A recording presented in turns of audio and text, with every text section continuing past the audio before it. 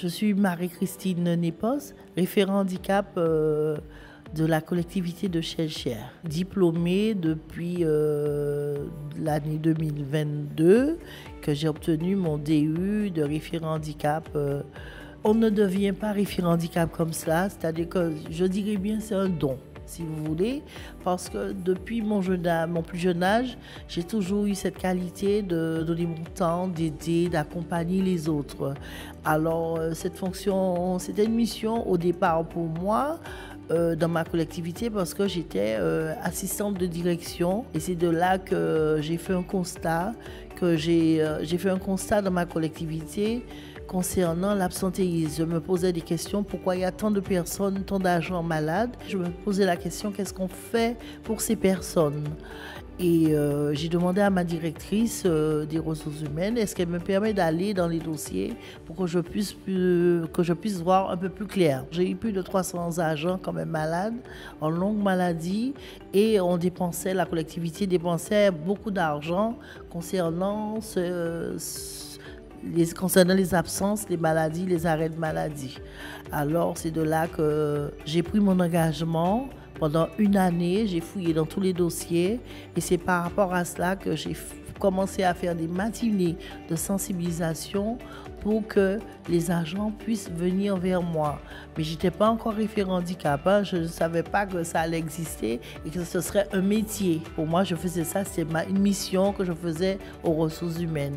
Et dès lors que je me suis dit, waouh, j'ai trouvé ma vocation, les gens venaient, j'étais comme un cabinet de médecin, j'étais contente parce que le fait de voir que j'aidais les autres, ça me faisait plaisir aussi. Et mon premier dossier, mon premier dossier, c'était une malvoyante de naissance. Et ça fait des années qu'elle travaillait à la collectivité.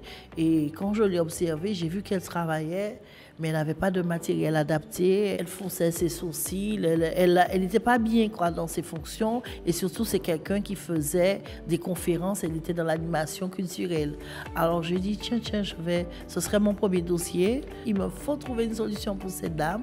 Et c'est de là que j'ai eu le FIT pour la première fois. Et j'étais la première personne dans la collectivité de Martinique qui a eu le FIT, le FIPHFEP, pour l'accompagnement, le matériel et tout ça.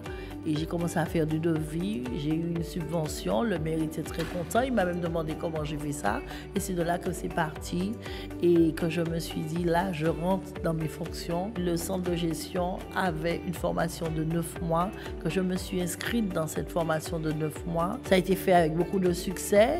Et après, pour clôturer cette formation, nous avons clôturé par une forme théâtrale sur plusieurs tableaux. On avait encore soif d'informations que nous avons demandé une formation diplômante pour être reconnu et avoir plus de bagages pour mener à bien notre métier. Et c'est de là qu'on s'est inscrite, une formation de DU, de diplôme universitaire de référent handicap, et que j'ai réussi avec succès. Et là maintenant, mon champ d'expertise est un peu plus large parce que je fais les agents et tout public maintenant. Maintenant, c'est devenu tout public. Alors, les administrés, plus les agents de la ville. Alors, j'ai 2 casquettes. J'ai la casquette sociale au CCAS de Chelchère, au CCAS de ma commune. Et je fais aussi les aides légales. Alors, je suis très contente, je suis fière de mon parcours et je suis fière d'être une référente handicap parce que donner le bien-être aux autres, c'est aussi mon bien-être à moi. Une journée comme ça, elle était très enrichissante. Parce que dès qu'il s'agit d'une matinée concernant le handicap, je suis là. Je me donne les moyens de venir parce que je travaille normalement toute une journée. Je me suis dit, tiens, il me faut venir, il me faut m'inscrire. Je me suis inscrite et en voyant tous les partenaires auxquels je travaille avec, et puis en faisant des échanges, mon réseau s'élargit et j'ai appris beaucoup de choses encore sur le diabète et c'est pas fini.